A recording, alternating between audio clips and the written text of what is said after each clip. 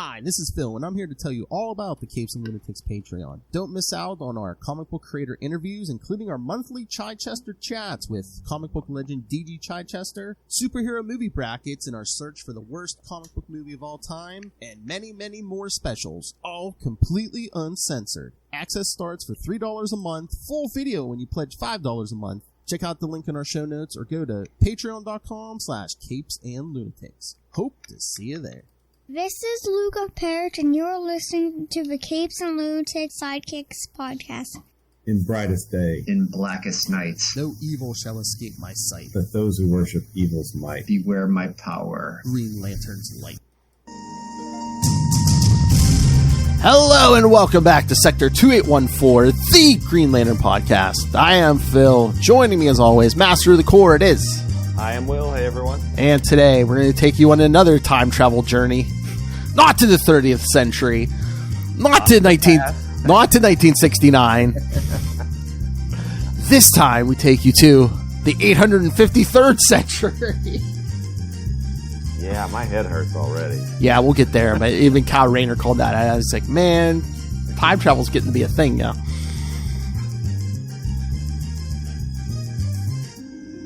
Any Green Lantern? Well, we've got Green Lantern Beware My Power is out now. Yes, we're recording it the day it comes out. So, yes, next week, kids, yeah, we'll tell you this at the end. But, yes, along with our issues, we're going to cover, yes, Green Lantern Beware Our Power with special guest, Miss Lilith Hellfire. So, you do not want to miss that. So I figure, she's our official, unofficial, backup since we've, since Kona hasn't been here in a while, Yeah. Mm-hmm. Yeah. Lilith is like the rotating in and out number 3 so, until Kona's back. And even when Kona comes back, I mean, Lilith can come back whenever she wants, but I ain't going to tell her now. I'm out, man. The things I've done. Oh, you don't want to know the things I've done. Nice. But San Diego Comic-Con was this past weekend. Yes, big deal. I'm annoyed with all the people that got to go. No. Oh, I don't know. I don't know. It's starting because I saw on just like an hour or two ago, Mark Waid says, "Yep." He's like, "I knew it was going to happen. I was double vaxxed and everything, but I guess Mark Waid's got COVID." Yeah. Yep. It's unfortunate. So it's part of the world in which we live, right? Yep. But yeah, I knew something was going to happen with all those people packed in. Because it's pretty much sounded like business as usual. I mean, there's probably masks involved, but it sounded like it was pretty much business as usual. Because yeah, Friday night, me, Lilith, and Charlie talked to Jackson Lansing and Colin Kelly. Right from Comic-Con. So it was like it was like 8:00 Eastern our time. So they were just coming off the floor. They were just because they were a couple minutes late. They're like, "Oh hey, Jackson." Emailed me. He's like, "We got to go do an editorial meeting first, then we'll be right there." I was like, "Oh, they're giving him the warning, don't spill the beans to those guys on that show." That's right. But yeah, I had several friends go, so I'll keep my fingers crossed that they're all still healthy and hale and hearty. Yeah, but it sounded like a good time. Mm-hmm. Lots of cool, the Marvel movie stuff. I was going to say, Marvel announced most of their stuff through 2025, so yeah. Was there any, this might be a spoiler, might not. Dark Crisis is now officially renamed Dark Crisis on Infinite Earths. Yes, I think that was like the big announcement for it's not Dark Crisis, it's Dark Crisis on Infinite Earths. It's a direct sequel. Wait. Like 0 Hour was a direct sequel, and Final Crisis, and Infinite Crisis, and Identity Crisis. Why wonder if they do that? One, I'm sure they threw that on there for sales, but two, it's like, is this gonna be the grand one where it's like, hey, we're gonna undo everything that's happened since Crisis? Well, most of it. I mean, we'll keep like Superman's marriage and his kid, Yeah, some of the stuff that we're currently publishing. Yeah, no, I don't know. But was there any Green Lantern news at all? I don't think so. I mean, I was watching the feed and I didn't necessarily see anything. Yeah, I mean, Marvel dominated the news, but I did see that I guess Jim Lee confirmed they're out of the Zack Snyder business. So, hallelujah. Yeah, I mean, hey, they loved it, great. And Yeah. I'm sorry they're not going to get any more of it, but it's not what I wanted. Yeah. And I'm happy that I'm going to be hopefully getting something that I want now. But meanwhile, we're still getting an Aquaman 2 that spun out of that. And let's see. Green Lantern, Beware My Power. Oh, we just talked about that. I was going to say Green Lantern, Beware My Power is probably going to be the big thing today. Yeah. That's pretty much all I can see from San Diego, at least from the quick Google search. So, I personally like some information about, a new ongoing title, maybe just a little bit. I know, exactly. I can't believe, And I can't believe, and no announcements about the HBO show? Nope. Nada. Huh. Okay. Yeah, it's supposed to be coming in 2023, but yeah, nothing. Oh, hey, Harley Quinn starts this week, season 3. That is the funniest freaking show. I think just like they do with Young Justice, I believe they're dropping the first 3 episodes on Thursday. So, Stacey and I may have to rewatch the first 2 seasons. Yeah, it's been a while, but yeah, it's been a while. Yeah, it's pretty darn funny. That could definitely be worth a rewatch. Definitely. What else? Oh, did we talk about it? I know I talked about it elsewhere, but was it last week we lost Alan Grant? Oh, yeah, that's right. I saw that on the news. I don't think we did talk about it now. Yeah, not here now. Yeah, because he wrote Detective for quite a while. Detective and Batman. Yeah, I mean, I love that era. That's like kind of like when I came in the comics. That was late 80s, early 90s, right? Yep. Batman, my favorite character. Also, yeah, he was a British creator, so 2000 AD, a lot of the where a lot of the British creators kind of got their start. But he was kind of a regular contributor over there, from what I understand. I know. Not at all an expert on his career, but it was a long career, and he did some good work. And that team is gone now because in the minute you mentioned Alan Grant, I always thought Batman and Norm Brayfogle. Yeah, and unfortunately, we lost Norm Brayfogle. What, 4, 5, 6 years? It's been quite a while ago. That was a few years, I believe. Yeah, so that team's gone. Yep, unfortunately, but we have the work that they left behind. I hate getting old, Will. All your childhood heroes start dying. It's been a pretty rough year. Oh, Neil Adams. Yeah. Meanwhile, did you see? Speaking of space cowboys like Hal Jordan, did you see? I guess William Shatner made some kind of was it at Comic-Con? But it was somewhere recently. Shatner made a comment about how Gene Roddenberry wouldn't approve of like current Star Trek. I think I heard that and I was like, why not? It's like it's like classic Trek with way better production values. I mean, and it's like Strange New Worlds is like half his characters. It's like, how would he not? Yeah. And that was a bit of a gut punch in episode 9, with spoilers, people. Yes. In case you don't want to know. It's been a few weeks. Stop yeah. listening now. But that with Hemmer, that was a gut punch. Oh yeah. And the Gorn are terrifying. Mm-hmm. Oh yeah. Which actually, in my mind, serves to kind of, Kirk beat one of those by himself, hand to hand. Kirk's pretty awesome, right? Oh, that was something that actually I was discussing with a friend at the office. I like that actor, but he just didn't give me Kirk vibes. From Strange New Worlds, yeah. You know what? I've heard that from a few people. Charlie was saying that too. Yeah, and it's because we were at the point basically in that was a Kirk episode that we were kind of jumped into, right? So it's from the original series. Shatner was he wasn't a tiny dude. He was, for the time, he was somewhat buff. So the actor playing him just seemed... The girdle says otherwise, but okay. Go ahead. Yeah. Keep going. Yeah. He didn't seem to have that physicality to him. I mean, he looked a little thin and a little... I don't know. I didn't... Unless they run him through the gym or something. And again, maybe... Personality-wise, physicality-wise, maybe they're going for, hey, this is a different Kirk, this is a different timeline. Maybe, yeah. I mean, I don't know. It's a great episode, but that was this is nitpicking. I mean, this is totally nitpicking because it's a great episode.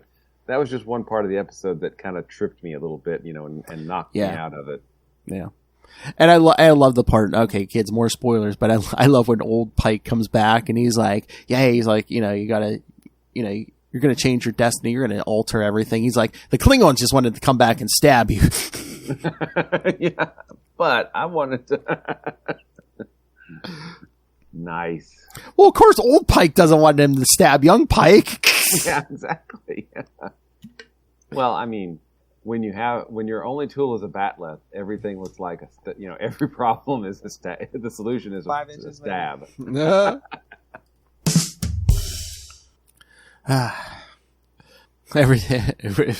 If all you have is a batleth, everything looks like, I'm trying to think of a Klingon word. Everything looks like a I don't know enough Klingon. A tribble? Everything looks like a tribble. Oh! Damn tribbles. A couple of balls down the gob. Love you, Ray. Yeah. All right, so should we get to these issues? We got 5 tonight. 4 of them. Grant Morrison, so we might need some time to decompress. So what are we talking about tonight, Phil? Well, we have DC 1 million, the miniseries 1 through 4, and then somewhere in there is Green Lantern 1 million. I did check the reading order, and it looked like Green Lantern 1 million fell between numbers 2 and 3. That's where I was going to put it, because I was saying, like, on the app, they have it after issue 1, and then, I think I saw it between 2 and 3, but also I saw a list that put it between 3 and 4. But the way I figure, as long as you put it between 1 and 4, I think it works.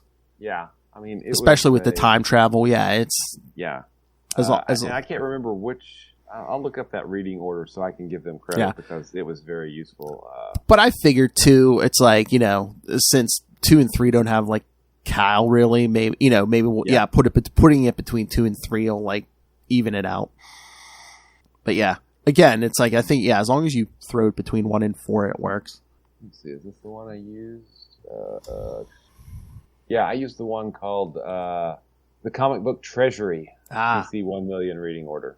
And it lists all of them. And hey, there's an omnibus out there, people. Oh, yeah, the 1 million omnibus, yeah. How many? Oh, my God. I'm pretty sure every DC title that month got at least... That's a lot of issues. Yeah. In a single omnibus. Oh, my God. Okay. It starts out with Kronos 1 million. JLA 23, then DC 1 million 1, then a bunch of stuff. DC 1 million 2, then Impulse, Superman, Superboy, and then Green Detective, Green Lantern, Starman, JLA, and then DC 1 million number 3 is the way they have it listed there. Yeah. But yeah, kids, basically every book, like we said, what was that last week? Even Green Arrow got one, and that was like its that was Connor's last issue, which is really meta because hey, it's going to be published, except that was the last issue. Yeah, that's weird. So 137, and then a million months later, we'll get the last issue.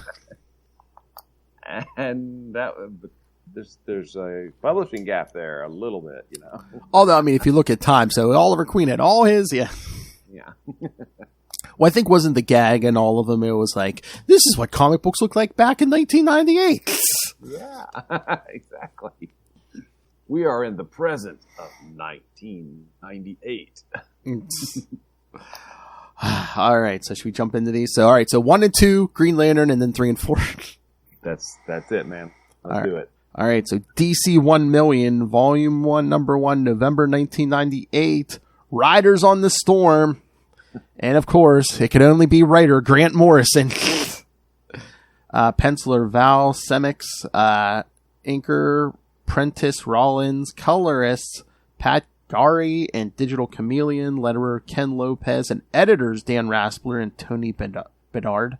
To celebrate the return of Superman to the 853rd century. Yes, you heard that right, kids.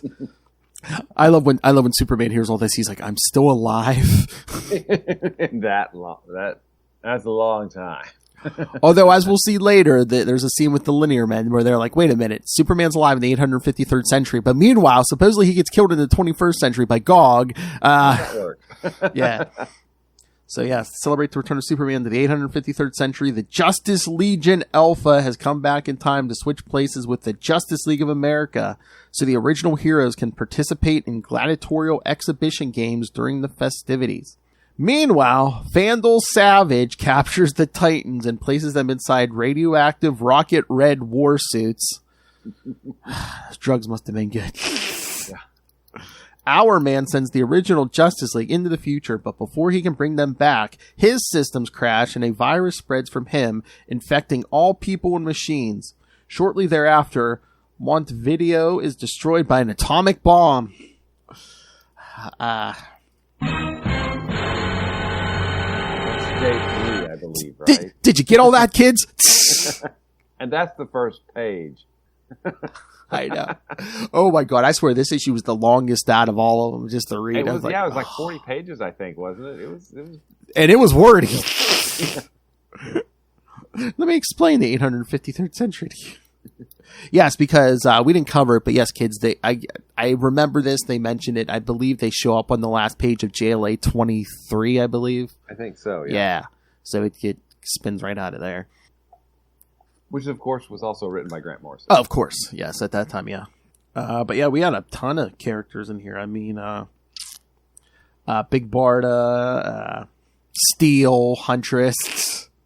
Oh my Zariel, god. The Angel. Yeah, Zariel. Yeah. I love the Battle of the Petty Batmen. It's like, I don't want to go to the future. Go, guess what? Your spirit's going. You're going, sucker. I think he basically has like I don't know if it's like a clone body or something waiting for Batman at the other end, because I read all those Batman issues. Yeah.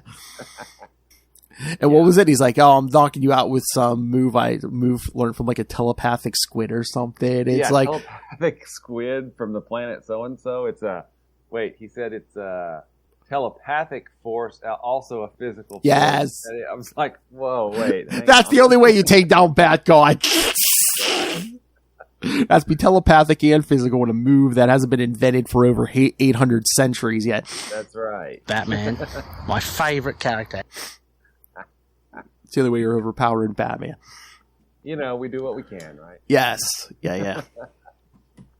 Oh my god, what about that scene when they're leaving from was it Mount Rushmore? Yeah, I think it's Mount Rushmore. Yeah. I was about to say Grand Canyon, but no, Mount Rushmore, and just Wally and Kyle, just, Wally's like, Uranus. And all I get is flashbacks of us, you, me, and Kona covering Quasar number 2. Yeah. Absolutely. Uranus?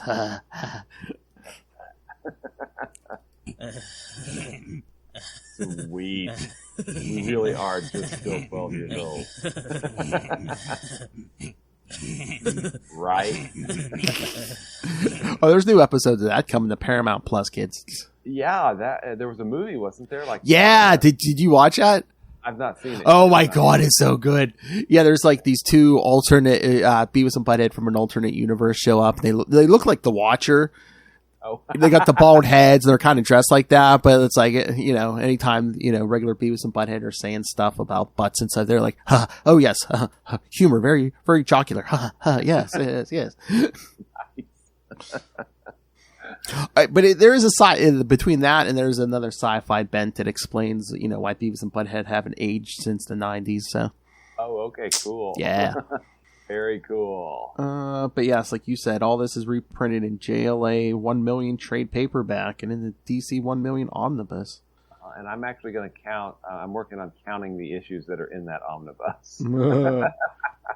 Oh, and they show Valhalla Cemetery, and we see the graves of Oliver Queen, Barry Allen, and Hal Jordan. Huh. Interesting. I know. And all these gentlemen stayed dead forever, huh? Of course, Hal Jordan. Absolutely. And then this came right before Devin Grayson rebooted the Titans. Yeah, all those Titans. Well, the 3 of the 4 people we saw joined that team, but Supergirl declines because it was Arsenal, Roy Harper, Jesse Quick. Well, no, Jesse Quick. Did she join? No, yes. Yeah. She did. Yeah. Then Tempest, Aqualad, whatever you want to call them, and Supergirl. And Supergirl's the only one who didn't join that team. Nice. I love. They're like, which one of them was like, oh, should we have called Dick? I'm like, yes. He is important. You should call him. Better than Batman. You need someone to punch a caveman in the face. Oh yeah. I'm looking at the list, William. It's Again, long. I'm that's what she said. No, I'm saying it's like everything. I think they published that month because even Young Heroes in Love got Hitman. Young Heroes in Love. Yeah, this is your sneak peek in 1998, kids. Resurrection Man. Oh yeah, that's another. Yeah, I'm traveling back to the 90s, man. Of course, Superboy, Creeper. Of course, we say Green Arrow, Legionaries, Lilith. Pay attention, Azrael. Power of Shazam, Young Justice, Catwoman, Starman, of course. Of course, every Bat book then got him 1 million. Every Superman book got a 1 million. And most of them definitely did not make it. Lobo. What's the one? Oh, Chase 1 million. Oh boy. All right. So, anything else on this issue 1, or should we get to issue 2? No, I think that's it. It was dense, and it was 40 pages of dense. Yeah, lots of setup. Yeah, I mean, it started with day 3, and the nuking of Montevideo, and then we jumped back to days 1 and 2. Yeah, it was nuts. And yes, a lot of there's future versions of all the Justice League members, and not from the 853rd century, but the 27th. John Fox, the Flash, who appeared in Flash. Went there. Well, yeah. Well, they kind of showed in the Flash book not too long before this. It's like basically by the 27th century, there wasn't a lot of crime fighting to do. Oh, okay. So. Cool. All right.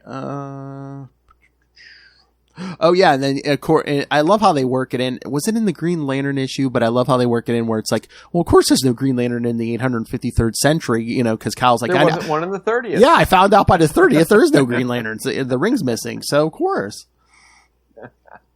So I wonder if that was just a happy accident, or if Ron Mars kind of knew what Grant Morrison was doing, because we kind of see what happens to that ring by the end of this. Yeah, there's so much time in between. Yeah. There's 1,000 years between the 30th century and when, Mars was writing it. So it was probably a safe bet that we're just going to, no, there's only ever going to be one Green Lantern anymore. And that'll last until 2005. And I love when the JLA's getting sent to the future. Aquaman even calls out. He goes, "Is this the real future or one of those possible future?" And we don't know. Well, seeing as how we have a Green Lantern Corps back, I would say it's a possible. It was a possible future. Yes. Yeah. Well, there's a cool trick that they use because it involves time travel and the Martian Manhunter. Yes, which I think is cool. Oh yeah, we'll get there. But yeah, this is a possible future. Will, come on, you know how many crises are going to come between the late 20th century and the 853rd century? Yeah, we already had how. It's almost like they have one a year. Almost, yeah. That damn multiverse is so fragile. Absolutely. All right. So yeah, we'll jump to DC Million number 2, November 1998. Oh yeah, was this? Oh yeah, this was weekly, wasn't it? Yeah, because all. I think it was. Yeah, because all the 1 million books happened in 1 month. So. Yeah. Yeah. So this was weekly. The Day After Tomorrow. I think I've heard that title somewhere before. Yeah, I think it's the same team. The Day After Tomorrow. The Hour Man virus has spread around the world, causing everyone to become increasingly more paranoid. What's this virus called? 2022? It's COVID. Sorry. I know, Matt. I mean, did you read this in 1998? I mean, didn't this whole virus thing seem so far-fetched? So far-fetched. A global pandemic? What? 1998. Oh yeah, 1998. My 20-year-old self was like, "Oh, this is so ridiculous." The Iron Man virus has spread around the world, causing everyone to become increasingly more paranoid. The Atom enters Oracle's bloodstream to investigate the virus. With the Justice Legion Alpha trapped in the past and the Justice League of America trapped in the 853rd century, Steel attempts to build a time machine. Vandal Savage proclaims to the world that he intends to destroy Washington, D.C. with one of his rocket red war suits, but the virus altered its course and sent it to Montevideo instead. Savage announces that he will destroy 3 more major cities around the world.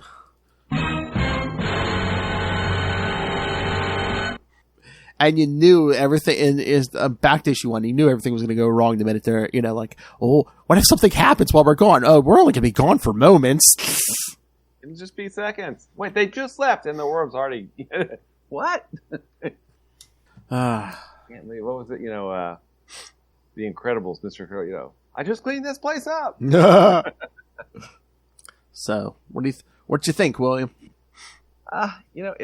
It's dense. It's very much a typical.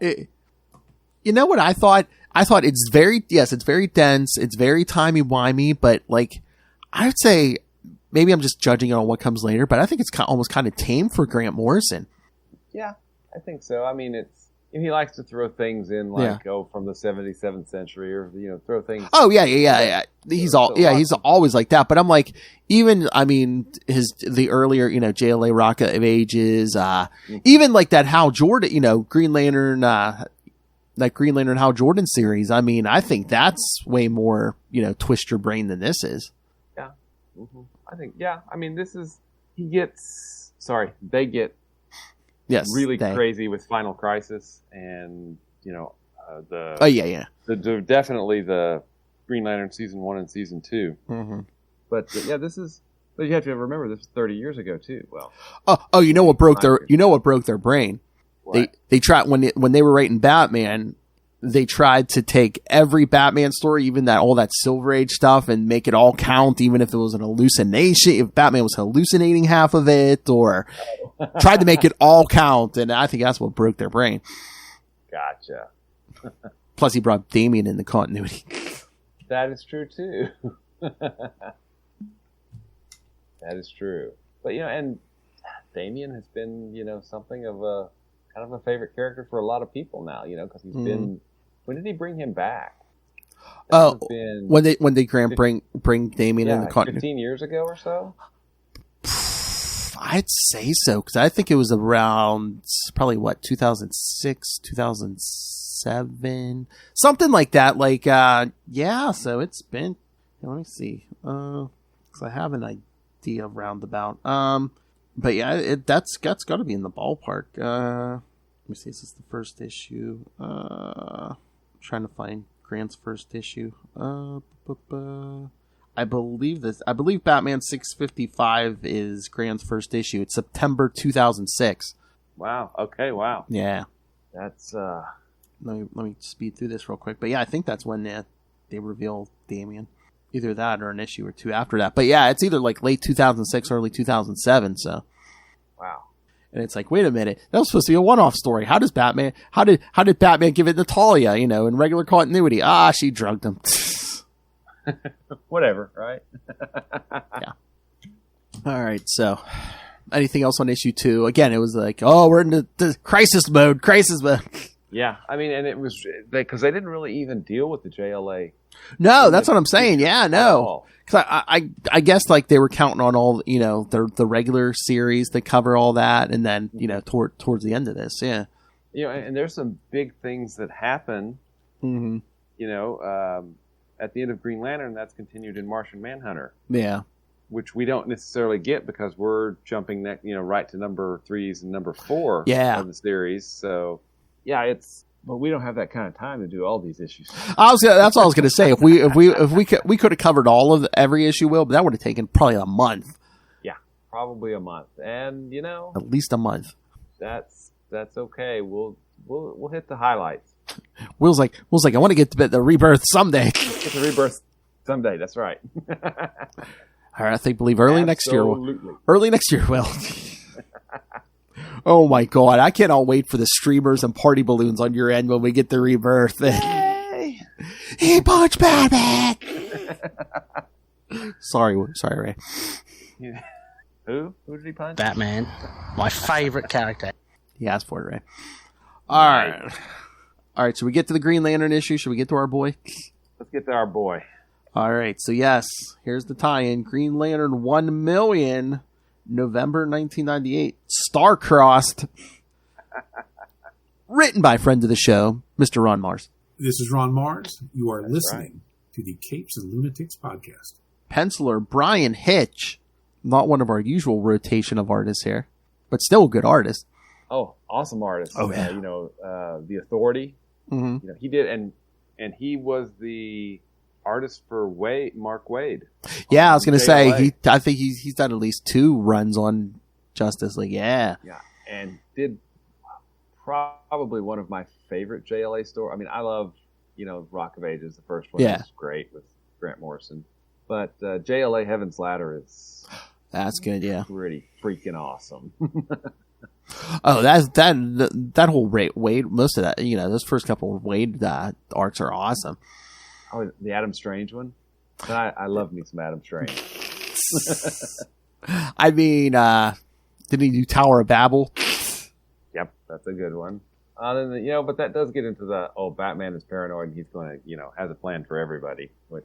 Well, that's late 90s, early 2000s, Will. That's... Well, that's 1990s till present, Will. Exactly.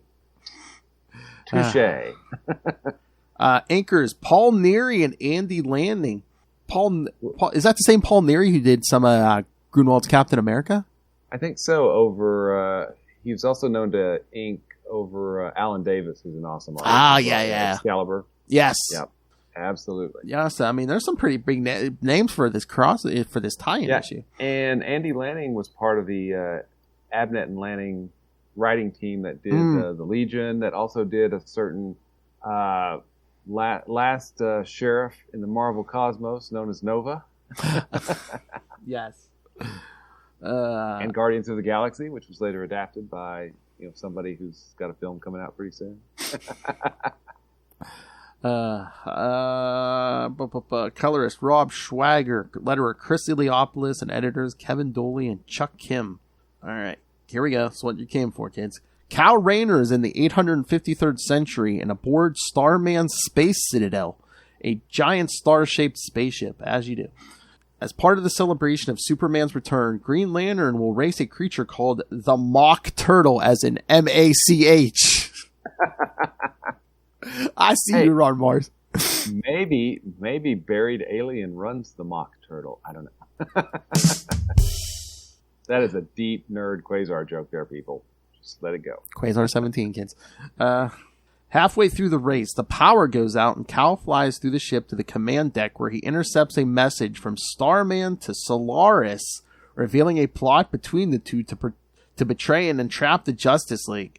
Solaris knocks out Cal, sending him plummeting to the surface of the planet Mars. Nice. Yes. Oh, yeah. We haven't even mentioned Solaris yet, the evil sentient sun.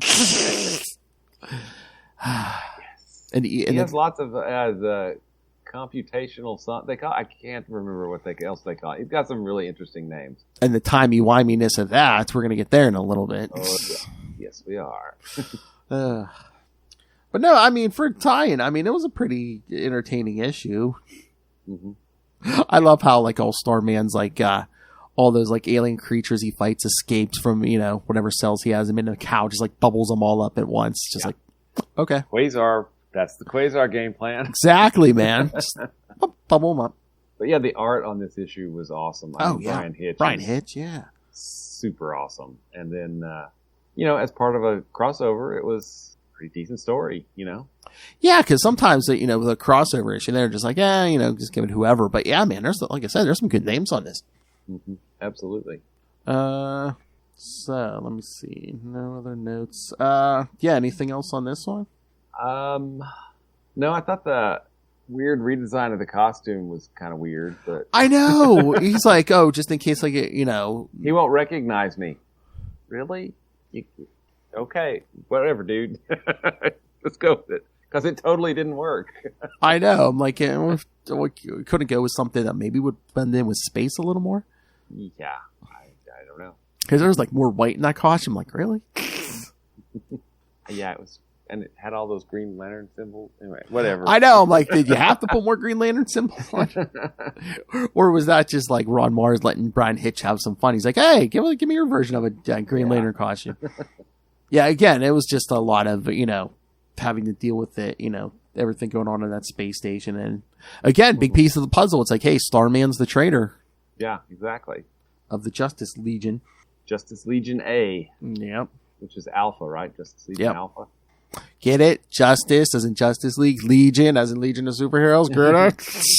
And they're the Alpha team. Because in the attack, like what in... Oh, yeah, they show there's like a ton of superheroes in the 850. They just get, hundreds of people just gone. He just nuked them all. I know. It just throws that out casually in that last issue. Like, oh, yeah, all these, a couple dozen dead. It's like... No. But I like that cover. I mean, is that some of that like computer generated?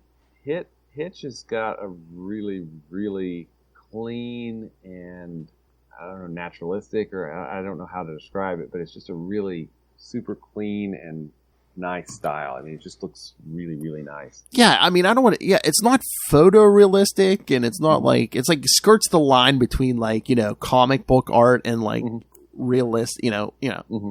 It was but he's had a really he's done work on so many things. Oh yeah. Probably my favorite would be when he was working on the Authority, the Stormwatch and the Authority. Back in the day. Well, yeah, man, people love his art. Yeah, and his Justice League stuff is great too. Oh yeah. All right. I don't know what he's doing now. Yeah, I'm trying to remember the last thing I. I'm trying to remember. Was it? COVID always messes with my timeline, but wasn't he coming back to the Justice League? Maybe. Maybe. Again, just like Green Lantern, there's no current Justice League book right now, so. Because they're dead. Yeah, I know. You're just getting those one shots. World Without a Justice League one shots. Which Green Lantern will be next, but yeah, I think we got to wait till next month. Which I say next month, it's next week, but yeah, the month. Good point. But what was I saying? I'm an old man. I don't know. We were trying to think what Hitch was working on now. Oh yeah. He did he was doing a Batman 12 issue series a few years back. That was a couple years ago. Yeah, it was like a murder mystery thing. I liked it. Yeah, it was pretty. Oh, the Batman's Grave. Yes, that was good. Ray's favorite title. Batman, my favorite character. That. Oh, by the way, I counted them up. Take a guess how many issues are in the DC 1 million omnibus. So they're all in the omnibus, right? Yeah. Right. It also adds in Superman, Batman numbers 79 and 80. Okay. I don't know why those are in there, but 40? Very close, sir. Ooh. 43. Oh, nice. Very nice. I would not have got that. That was a stab in the dark. I was just like, let me think. How many books was DC putting out in 1998? So the 4 issues of DC 1 million, 39. So 38 titles have 1 million number issues. Yeah. And then you have the DC 1 million 80-page giant, Booster Gold. Oh wait, sorry, maybe not quite that many. Superman, Batman don't count. They don't have a 1 million issue. 80-page giant doesn't count. And then DC 1 millions 1 through 4, so that's 6. So 37. It's like 37 monthly issues. Each had a 1 million issue. That is a lot of issues. DC put out 37 monthly issues. I swear these days it seems like it's at least twice that. Yeah, no kidding. But if there was a Nightwing 1 million, surely someone else that's currently on this podcast would know about that. Oh, that's right. Oh, I meant to dig up the issue number, but yeah, you have to scroll down as it was a while ago, kids. But Kristen and I did cover Nightwing 1 million, and it continues in the Detective Comics 1 million over on Nightwing News. So. Nice. You can find that over there. Yeah, because it kind of Dick Grayson and Tim Drake kind of meet that future Batman. Oh, it's been so long. I barely remember that. Yeah, it kind of helped that. Yeah, like I said, me and Kristen did it, but yeah, like as crazy as it was before, Firefly gets infected with that Hour Man virus and just like trying to burn down Gotham. Nice. People are going crazy in Gotham. Will, can you believe it? This is my shocked face. All right, so should we get to number 3? Number 3, let's do it. All right, so yeah, we'll jump back into DC 1 mil. What's been going on back in the 20th century? Oh my God, did that make you feel old when they're just like, oh, the 20th century, the 20th century? Yes, I'm old. Me too. But it's Grant Morrison goes hard with Vandal Savage, I have to say. Yeah, yeah. All right, so yeah, DC 1 million number 3. Yeah, again, November 1990. Yeah, all this is November 1998, kids. All right, not to give it away, but the title, Solaris Rising. What? Who could have seen that coming? The Atom figures out how to neutralize the Hourman virus, but it will take too long to manufacture and distribute the antidote. So the Justice Legion Alpha continues to focus its efforts on building Solaris. Yes, kids, to defeat Solaris, we must build Solaris. My head hurts. If you build him, he will come. And then terrorize the universe for 853 centuries. Well, otherwise, we ain't getting there if we don't build him, I guess. But, yeah, exactly. But then if they don't build him, and that timeline doesn't come to pass, then they couldn't have traveled back in time to infect them so that they could... my brain's going to explode now, sorry. It's the grandfather paradox. Grant Morrison. Yes. I'm having trouble focusing on this story. Grant Morrison. Or wait, I've heard it called the bootstrap paradox as well. Should be the Grant Morrison Who episode. Oh yeah, should be the Grant Morrison paradox. Smoked a doobie. Starman admits to Batman that he intended to bury the kryptonite on Mars so Solaris would be able to use it in the future to kill Superman Prime. Batman decides to give Starman a second chance after he beats the crap out of him for a while. Yeah, they call this the Night Legacy or Night. Yeah. There's some special name for it, right? I think, yeah, because all those Starmen are named Knight. Yeah, last name Knight, yeah.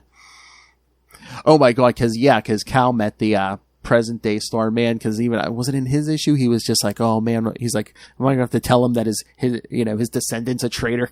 Yeah, because that was in an earlier, he showed up with Kyle and they were talking about like early 20th century illustrators or something. Yeah.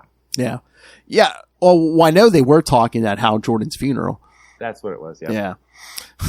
And it's like, no. He didn't sell us out to some bad guys. He sold out the entire human race, kid.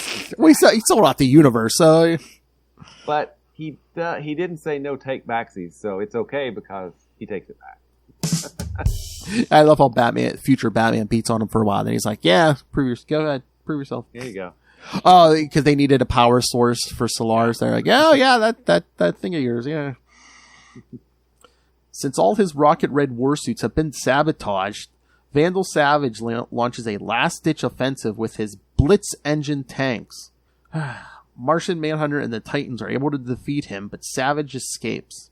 Oh, and there's a really great page in there where he's limping off toward, I think, the Sphinx, and like, I have forever. Exactly, because he was alive in the 853rd century. It's like, yeah, I got time. Lots of time. Once Solaris is completed, he sucks up the Hourman virus from around the world, and it turns out the virus was actually Solaris's future self disguised as a virus. Once the program is downloaded, Solaris begins to produce a red giant photosphere to destroy Earth. Starman is able to stop him by creating a black hole inside Solaris, but Starman dies in the attack. Justice Legion Alpha then turns its attention towards saving the stranded Justice League of America. Since Starman's sacrifice left Steel's time machines spare, Superman decides to use it to punch through the time barrier to the 853rd century. No, and that's not a metaphor. Literally punch. Yes, he's literally. Which is freaking awesome. And you couldn't punch through a crystal wall, Superboy Prime. That's right. He's punching through 833 centuries. Oh, and then the Huntress gets an idea to help the JLA in the future. Ooh. Oh, I mean, again, I guess it's a smart plan, but it's like a lot of these guys should have figured it out. It's like, oh, hey, that's how far in the future we can set. You can set some things in motion. Yes. It hasn't happened yet. Exactly. That's what they should have did. They should have built. They're building Solaris. They should have been like, let's build a kill switch into this thing. Yeah, a reboot switch. How about a naughty nice switch? I don't know. It was. I did like the last page where Kyle basically gets knocked, to Mars. Yes. Right. And he gets caught by these, giant red hands, which hey, it's part of the plan that we're about to find out about, right? Who could be living on Mars, kids? Martian, maybe? I don't know. Who could that be? Man, I don't know. We should hunt around for that. That's right. Or we could just read the next issue. Exactly. All right, yeah, let's get to DC 1 million, number 4. November. Okay, before we get into this, what did you think about the covers on this main series? You know, I mean, they get the cool design, but didn't they seem like a little plain? They do, and, you know, looking at them now from, you know, this was, from my understanding, this was the dawn of, you know, there were some older things, you know, like Batman that was completely computer generated. This was trying to look ultra modern, I think. Yeah. The computer generated stuff and to look really, but looking at it from 2022, it looks kind of quaint, right? Yeah, because like, yeah, these 4 main issues, it's like you get like a little picture on the bottom, whether it's the Justice Legion or like this number 4, the sun, you know, that sun and stuff. But it's like the rest of it's just like, you know, like logo or just like a big number 4 DC on the yeah. Yeah, they look kind of quaint. I mean, it was new and cutting edge. There's a lot of empty space on those covers. It was kind of a new and cutting edge thing, I think, back then. But yeah, trying to look hip and with it. Yeah, like Poochie from The Simpsons right now. But, you know, I guess it looked cool then. But, you know, looking back, it does look kind of dated and, you know, faintly ridiculous. So. Oh my God! I just thought, did Grant Morrison? Okay, this is an old joke, kids. For the young ones, might not get this, but did Grant Morrison get the idea for the Hour Man virus from Y2K? The Y2K virus? I don't even know if it was a twinkle in anybody's eye. I know. Yeah, it's like 2 years out. It's like 2 years out. Yeah. Or like a year, because 1999 into 2000. But yeah. Yeah. So I mean, I don't know. I don't know if there was a lot of buzz about it. I mean, I lived through it, but I don't remember when it really became. Yeah, I'm trying to remember if there's any articles or anything. I don't know, but maybe Morrison took some ayahuasca and had like a vision. Maybe. Who knows? Some peyote, yeah. All right, so yeah, DC 1 million, number 4. Oh, God. Death Star. Yeah. Totally said that. Oh my God, are they going to shoot him in the exhaust port? Since Solaris has never encountered a Green Lantern before, Kyle Rayner takes the lead in the attack, causing Solaris to go supernova. Oh yeah, because they're like, oh yeah, he's not going to be able to compute this because he's not going to see us, you know, causing a supernova in the middle of like this heavily populated, you know. Mm-hmm. Because, you know, Batman gives Kyle a pep talk. Yeah, Solaris goes supernova, and then containing the explosion, not the explosion, the supernova kids with his power ring. So yeah, Cal's doing that, and then Cal Kent, the future Superman, manages to punch through the time wall, and he helps Green Lantern. But Solaris is able to fire the kryptonite into the sun. But the kryptonite was swapped out for Green Lantern energy, giving Superman Prime a power ring, which he uses to destroy Solaris once and for all. All the heroes return home to their own times, and Kronos sabotages Vandal Savage's teleportation device to send him back to the Montevideo just before it's destroyed by Savage's Rocket Red Wars. And don't we see Vandal Savage after this? Well, yeah, because that's his 853,000. Oh, yeah. So, yeah. Well, we know how he dies finally. We know how he finally dies.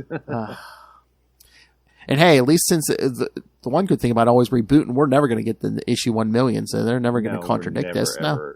You know, I don't think we're ever going to get to issue 76 again. I know, not on Green Lantern. Jeez.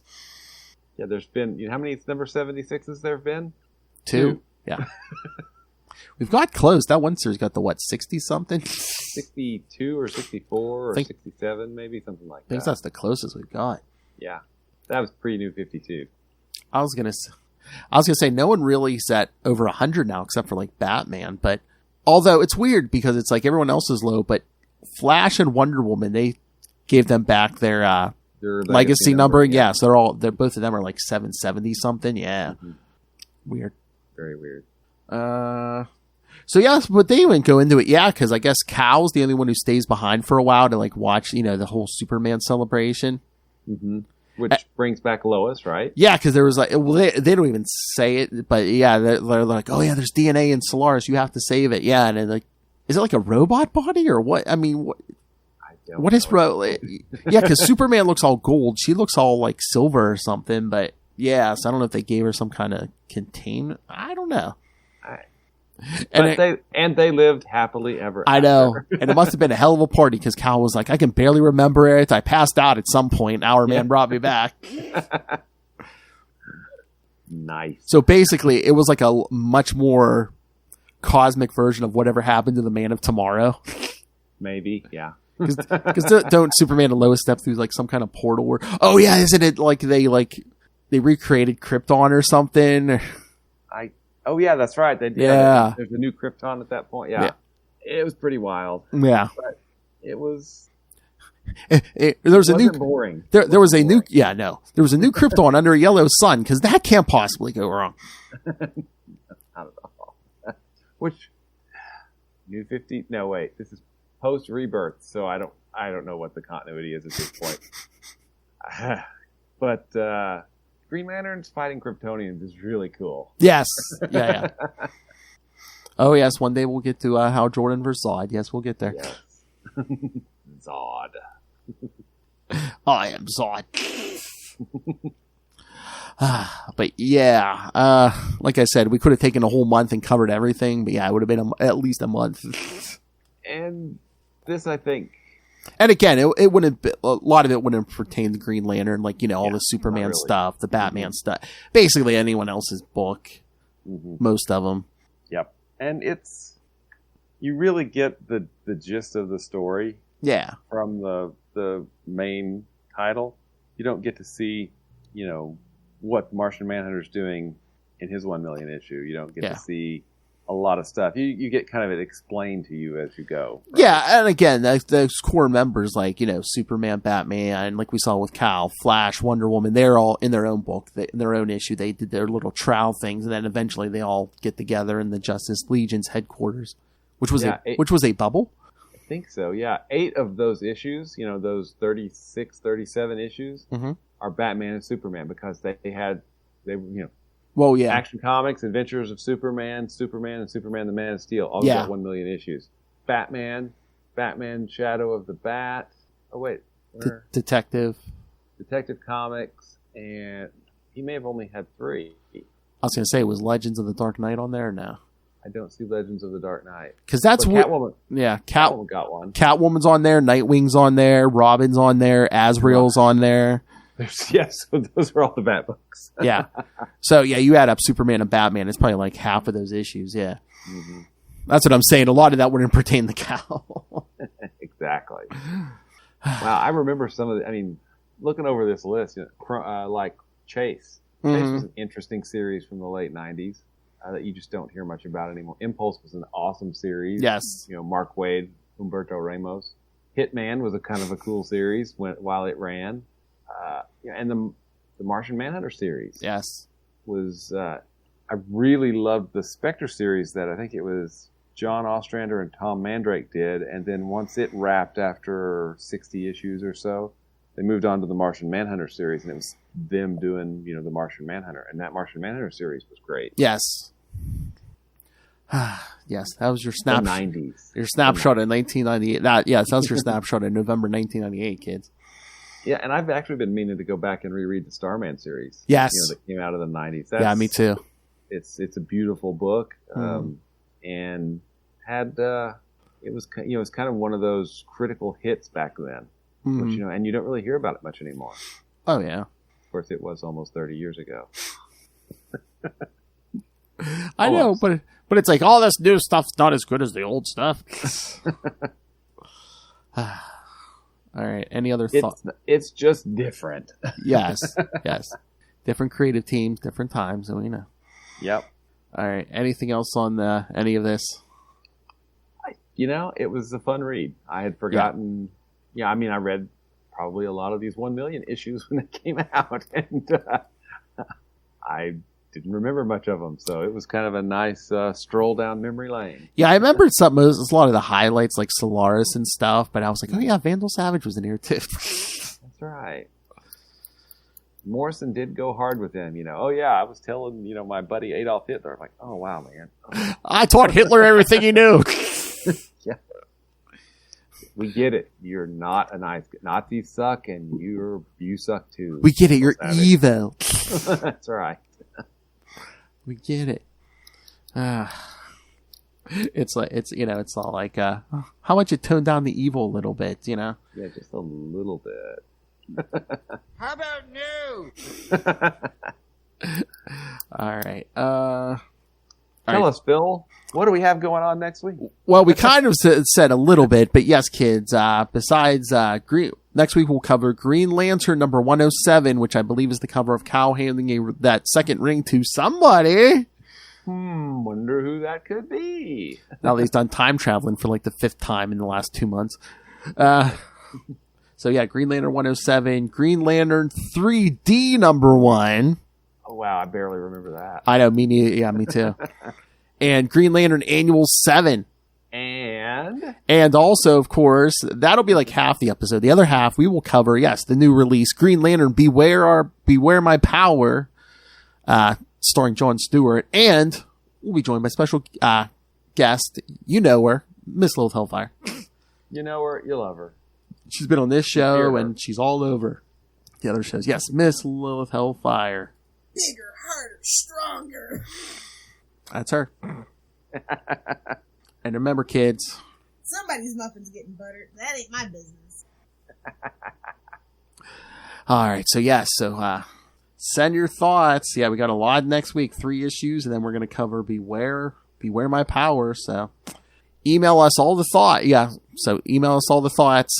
Green Lantern. CapesandLunatics@gmail.com. Say it's late. CapesandLunatics@gmail.com or call the voicemail 614-382-2737. That's 614-38-CAPES. And remember, you can follow Sector 2814 on Facebook, on Twitter. Join the Green Lantern Facebook fan group. Find all the various social medias for all the DC and Marvel shows we do on the Capes and Lunatics and the Capes and Lunatics Sidekicks. And remember, September is coming. Lilith Hellfire will be out, so we're going to have a bunch of substitute hosts and some specials, like for Unlimited Justice, Mr. All Red here and I will be doing some Legion of Superheroes all in September. So, which is really, really, really kind of on point. Yes. Since it's substitute. One of the great things about the Legion is there's this Legion of substitute heroes, so we're on point, man. We're on point. And the first of the week we're going to be doing the Great Darkness saga. I believe the Great Darkness is going to have a role to play in Dark Crisis. So we're all over it. So yeah, kids, you're going to lose Lilith there for September, but you're going to be getting double dose of Will Allred. So I'm sorry. And also, if that's not enough Will Allred for you, 2 times in September over on the Capes and Lunatics feed, Will's going to be joining myself, Justin the Owl Osgood, and of course that Australian madman himself. 2 episodes. We're going to cover the entire 90s Wonder Man run, all 29 issues of it, and the 2 annuals. So, which is a great run with awesome art. It's just awesome. And of course, yes, that gentleman will be getting a show at some point. So yeah. Mm-hmm. We'll tell you who he is. All right. So, yeah. So, all that's coming your way. And hit the subscribe button on the Patreon YouTube channel. The YouTube channel's free. Yes. Everything we do goes over there. Interviews, specials. So, smash that subscribe button so you don't miss a second of it. Smash it. Again, Summer 69 is all there. And, okay, now we get to the Patreon. Because, yes, we are all paying for this out of our own pocket. It's a labor of love. Every little bit helps. We appreciate it all. But $3 to $5 gets you the exclusive early access to creator interviews, including Mr. D.G. Chichester himself. I got the good mic out for you guys. And, oh my God, the Chichester Chats, the August episode. We're going to be talking to him about the Dead Man's Hand crossover from Daredevil, Punisher, War Journal, and Nomad. him and special guest Fabian Nitzaiza. Wow. Yes. He was writing Nomad at that time. Yes. Nice. He was like, Chichester's like, it's going to go off the rails. He's like, where do you think Deadpool gets his mouth? He's like, it's going to go off the rails. I'm like, okay. All right. So so you don't want to miss that. So subscribe to the Patreon. And of course, superhero movie brackets, because Lilith Hellfire loves the man tears. Yes, the July episode coming soon, very, very soon, will be Halle Berry's Catwoman versus Ryan Reynolds' Green Lantern. And again, Lilith Hellfire demanded for the Green Lantern episode that Mr. Will Allred join us. So yes, it'll be your regulars, me, Lilith, Kristen, and Charlie, and Mr. Will Allred. So 5. Yeah, she's putting all 5 of us through this pain now. Yes, so subscribe to the Patreon so you get that app. You don't want to miss that episode. And of course, Capes and Lunatics merchandise. Are you cool enough? Pick it up, kids. Bury it now. Maybe people will find it in the 853rd century. So find all that at Linktree, linktr.ee/Capes&Lunatics.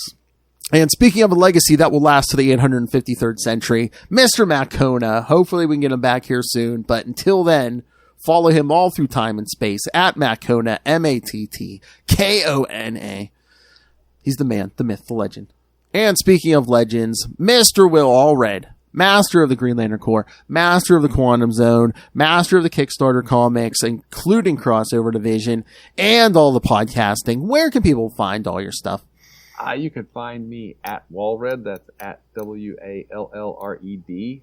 Gmail and Twitter and Facebook and other social media that I probably forgot that I set up.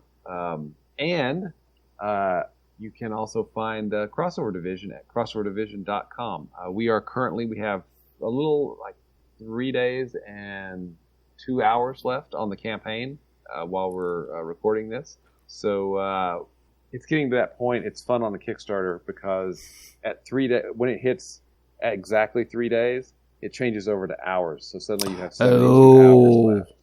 And then it starts counting down the hours. It's really kind of scary. But we're doing real well. So if you want to check the Kickstarter out, you can go to crossoverdivision.com/KS or /Kickstarter, and it'll take you to the campaign. If you want to check out Diary of Night, which is another another comic that I've written, you can go to diaryofnight.com.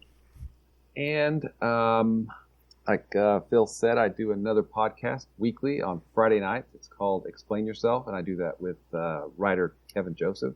And we talk to comics creators that use Kickstarter and showcase their running projects. It's a lot of fun. And finally, because you have obviously good taste, that must mean you also love Quasar, which who doesn't? If you want to find out more about Quasar, you can check it out at the Quantum Zone at quantumzone.org. Hey, boys, you look at the party? I love the party. They aren't even attempting to enter our orifices. I hope it's going somewhere nice. Seems like I'm getting a package every other day. Oh my god, I forget what we were talking. We were talking about something. I think it was orifices or something. And Lilith was like, "Hit the drop!" They aren't even attempting to enter our orifices. That is an awesome quote from. Wait, what was the character that said that during? Was it Triton of the Inhumans? I don't know. It might have been. Part of me wants to look it up, but the other part of me is like, I want to forget Star Blast, so I don't want to. It was one of those Fantastic Four issues. So I think it was somebody like Triton or Tiger Shark. It was somebody. Yeah.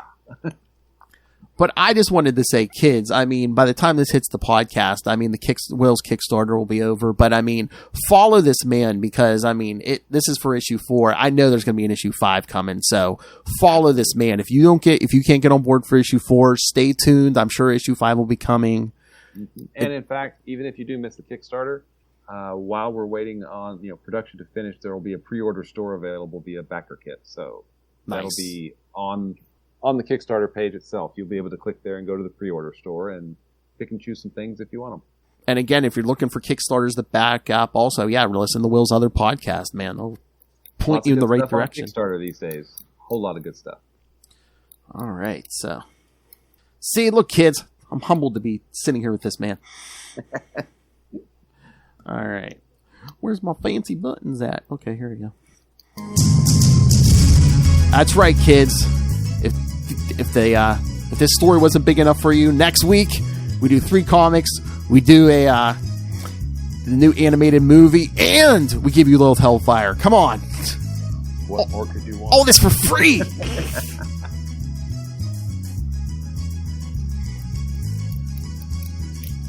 That hammer of podcasting we call Little Hellfire. Come on. The velvet hammer.